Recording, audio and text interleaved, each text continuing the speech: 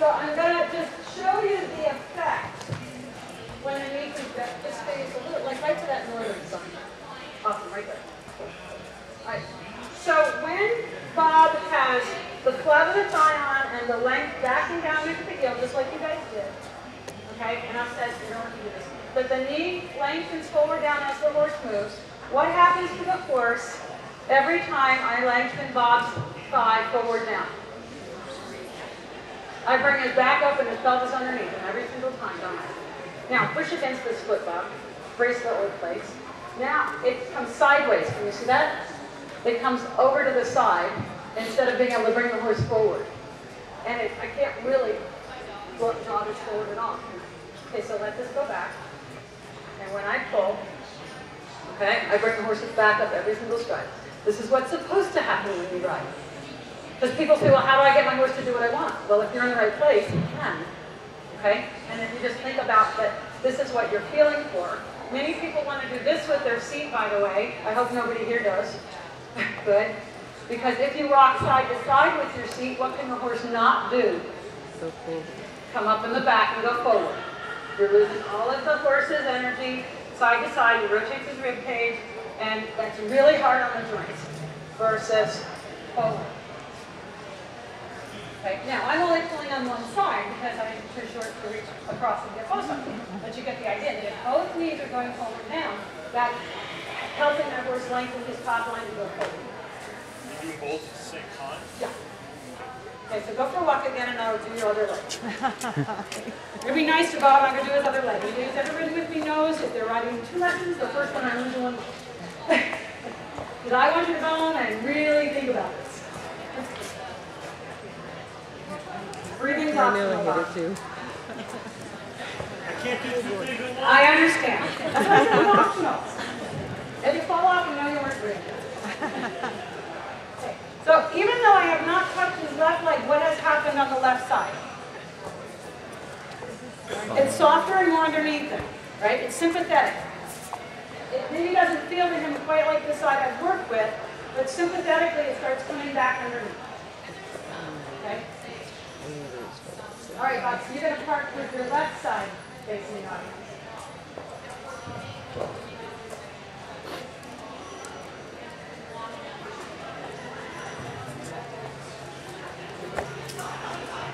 So we notice when Bob stops that he wants to push his foot forward, okay?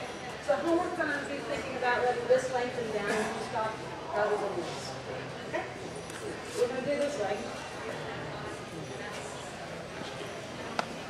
Think about where your hips are now. Spurs are nice handles. Doesn't take near as long on the second side because Bob's brain has already been transferring information. The beauty of our brain. So feel wide, narrow. Wide, narrow. And the movement, you can see the movement is happening up in his hip. If it was happening from his foot, I would hurt him. Okay? So a lot of people in the dressage world try to wrap their feet around the horse, and they try to do it from their ankles, and it's this tremendous strain on the knees because look at what it does to your knees. Okay? To bring the foot parallel has to come from that hip.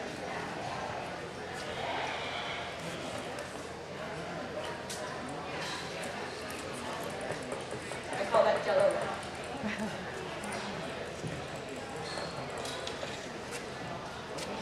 So now, softly press your heel forward. Soft, so that the knee never gets stiff. Yeah, she's very slow this is very small.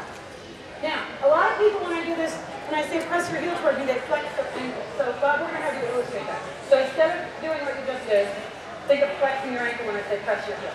Okay, so flex your, yeah. So now when he flexes his heel, I got to watch out for his spurs.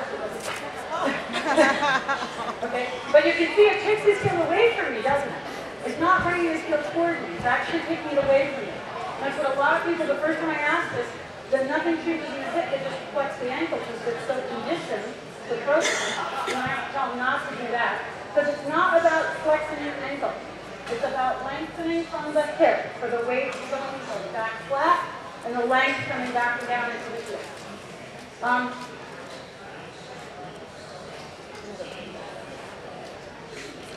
Oh. Okay, so now just a little length. that front? There you go, right there. Okay? So now go for a walk.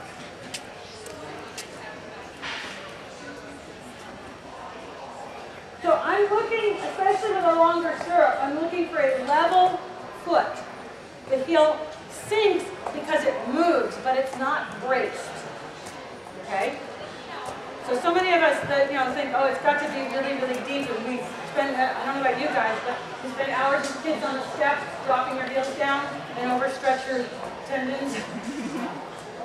Okay? So I'm looking for basically a level foot with the weight in the heel rather than a braced lower leg.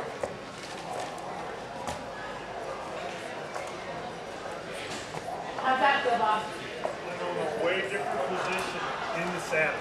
Is it okay? Yeah. Okay, great. If it was painful, we'd have to figure out what we could do. Some saddles don't allow you to be here. This is where saddle fit comes in. It's so important, right? Because if the saddle does not allow you to be here, you're going to fight it all day long and never be able to get where you want to be. And there's lots of saddles that do that. Okay? But fortunately, Bob's reported that this feels really comfortable. Okay. So now, Bob, this time Paul's thinking about lengthening down through the front of your thighs as you walk. It's okay to use your reins. Okay, but just think of lengthening down through the front of the thighs as you ask the horse to halt. Yeah. Clever. Did you need to do anything here? I don't think so. No. Okay. Well, he got to the straw. Yeah, go do it again. So the hardest thing for Bob is to not push. Right? He's got to think, oh wait, I got to do this lengthening down to the front rather than pushing. And that's unfamiliar to him. So this is where, at this point with the new information, it's a question of starting to apply it in things like walk, halt, walk, trot. Nice. Very soft. Yeah. Okay. Now we're going to do one last thing with you, okay? Hopefully, have we got a shovel? A little stress. Yeah. Okay, so we've brought Bob's pelvis underneath. We had to start there because he's sitting in the saddle. Okay?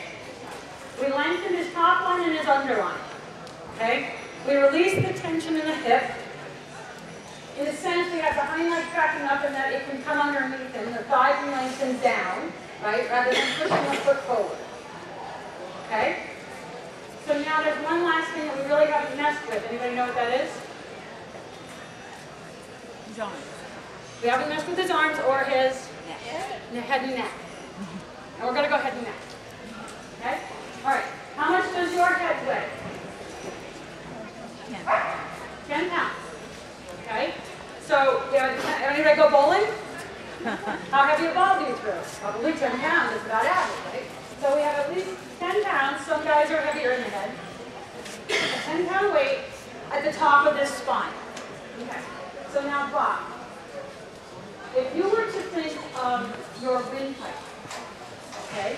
So the air comes in through your nose and it travels through your windpipe to your lungs. Okay? Right. If you stuck your chin in the air, yep, and breathe, feel how the windpipe is crimped. Okay. If you tuck your chin to your chest, you can all do this with me. Feel how your windpipe is crimped in a different way. Okay. Find the place where the windpipe feels the most open with the least amount of effort. So between those two ideas, yep, very nice. And notice what's happened to your breathing. Yep. Now go to the old place.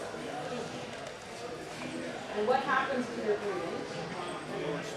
Yep. And what happens to your neck? Yep. Okay. So find the new place. Okay. Let your feet lengthen back underneath. Yep. Super. Use two hind feet. And find the place where your windpipe feels the most open with the least amount of effort. Yeah. And what just happened to Bob's upper chest?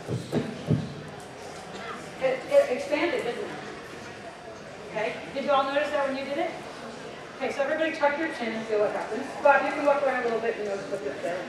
Okay? So feel the windpipe are really cramped, right? You need to sit up in your chair. Because even when you sit up, it's not going to work.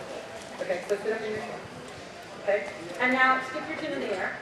And use the head out, hollow back first, right? Okay?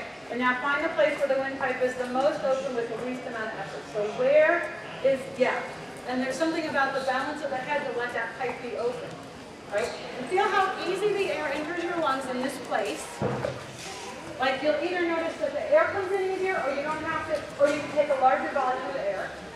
Right? Now go to your old familiar place, and what happens to it? Yeah. Right? And so then it's restricted.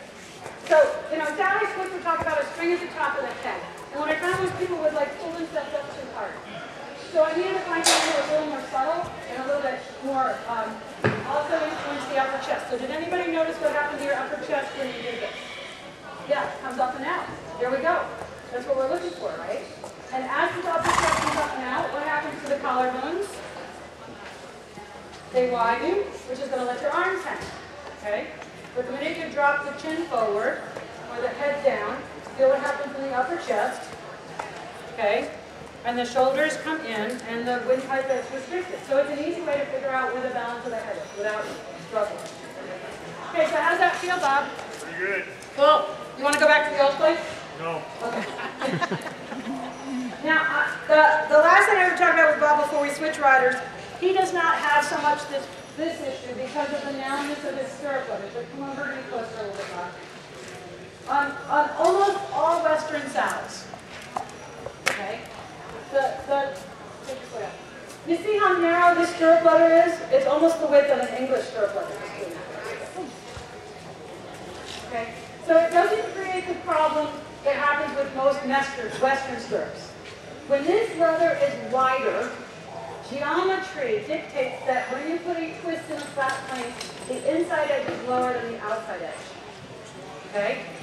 And so, let me just show you what that looks like on a flat plane. Here's a really wide flat plane. And when I twist this flat plane, can you see how the inside edge winds up lower than the outside edge? And that's geometry. Okay? So on Western saddles that have a wide stirrup leather, the stirrup winds up angling low on the inside. And then when you put your foot in it, you either do one of two things. You either have to push down to the inside of your foot and your foot turns out, okay, which pops your knee out and blocks your hip, or you curl to the outside and rest on the pinky toe on the outside edge of the stirrup, which is really painful on the knees. Okay? So what I do with those stirrups is I have these shims that I have over there, and notice that they're wedged. And so I put the shim in the stirrup, and basically what I do is I level out that, so if the stirrup is angled, what the shim does is it levels out the footbed where your foot is, and takes the stress off your joints. Okay? So if anybody has a Western saddle, and it doesn't matter if you have a buckaroo roll, because it doesn't solve the geometry. Okay? If this